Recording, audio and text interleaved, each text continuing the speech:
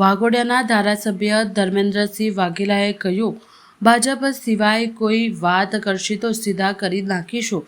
વાઘોડિયામાં ચૂંટણીના માહોલ વચ્ચે ભાષણો હવે માત્ર વચનો સુધી સીમિત રહ્યા નથી, પરંતુ તીખા શબ્દો સુધી પહોંચી ગયા છે।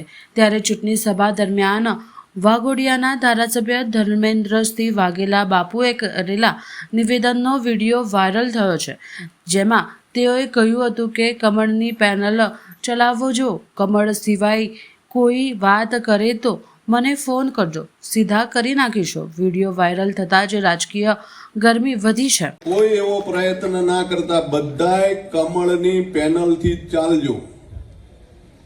કમળ કમળ ને કમળ, કમળ સિવાય તમને કોઈ કહેવા પણ આવે ને તો મને ફોન કરજો, એટલે આપણે એને સીધો કરી નાખશું।